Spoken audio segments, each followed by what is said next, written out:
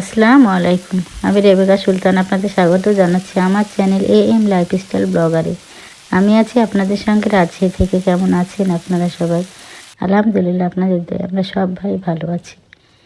আজকে হাঁসের ডিম রান্না করে নেব, সেজন্য তো ডিমগুলো সেদ্ধ করে ছুলে নিয়েছি, আলু কেটে নিয়েছি, মসুরির ডাল ধুয়ে পরিষ্কার করে নিয়েছি। এবার ডিমগুলো আমি তেলে ভেজে নেব, লাল লাল করে ভেজে নেব। ডিমগুলো তো আমি ছিঁড়ে ছিঁড়ে ভেজে নিয়েছি, এই যে ভাজা হয়ে গেছে, আমি তুলে নিচ্ছি।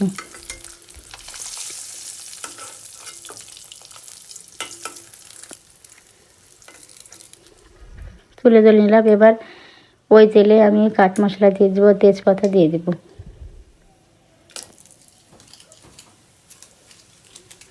কাঠ মশলা তেজপাতা দেওয়ার পর পেঁয়াজগুলো দিয়ে সব মশলা দিয়ে কষিয়ে নেব। এই তো আদা রসুন আর শুকনো মরিচের গুঁড়া দিয়ে কষিয়েই পানি দিয়ে দিচ্ছি। তারপরে এবার সম্পূর্ণ শুকনো মরিচগুলো দিয়ে দিচ্ছি, শুকনো মশলাগুলো। প্রথমে জিরার গুঁড়া, মরিচের গুঁড়া সব তো দিয়ে লবণ পরে দিব, ধনিয়া গুঁড়াটাও দিয়ে দিলাম। সব মশলা দিয়ে কষিয়ে নেব ভালো করে মশলাটা। মশলা তো কষানো হয়ে গেছে আমার। এবার আলুগুলো দিয়ে ভালো করে কষিয়ে দেব। এই তো কষিয়ে নিয়েছি, কষিয়ে একটু ঢেকে দেবো। দেখুন মশলাগুলো কষানোর পর, আলু দেওয়ার পর কষানো হয়ে এবার লবণ দিব। লবণ দেওয়া হয়ে গেলে আর একটু কষিয়ে ডাল দিয়ে দেব। ডালের সঙ্গে কাঁচামরিচ চিড়ে রেখেছিলাম, সেগুলোও দিয়ে দিব।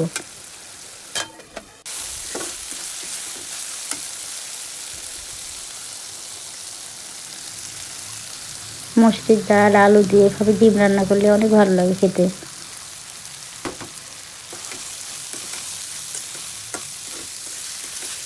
ভালোভাবে কষিয়ে নিয়ে গরম পানি আগেই আমি করে রেখেছিলাম, পরিমাণ মতো গরম পানি দিয়ে দেব। এই তো গরম পানি দিয়ে দিলাম। এবার কিছুক্ষণ ঢেকে রাখবো ডাল সিদ্ধ হওয়া পর্যন্ত। ডালটা তো আমার সিদ্ধ হয়ে গেছে। এই তো এবার একে একে ডিমগুলো দিয়ে দেব।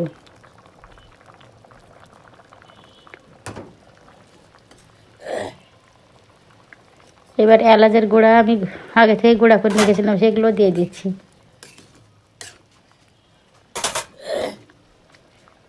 একটু ফুটে আসলে আমি টমেটো দিয়ে দেবো। টমেটো দিয়ে টমেটো সেদ্ধ হওয়া পর্যন্ত একটু ঢেকে দেবো আমি।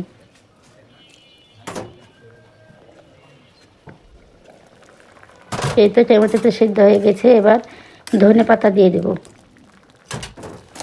ধনে পাতা ফ্রোজেন করা ছিল, সেগুলোই দিয়ে দিচ্ছি। ধনে পাতা দিয়ে আর ঝাল দেবো না। এবার গ্যাসটা অফ করে দিয়ে আমি বাটিতে ঢেলে নেব। এই তো আমার ডিম দিয়ে মসুরির ডাল আলু দিয়ে রান্না হয়ে গেছে। কেমন হয়েছে অবশ্যই কমেন্ট করে জানাবেন। আসসালামু আলাইকুম।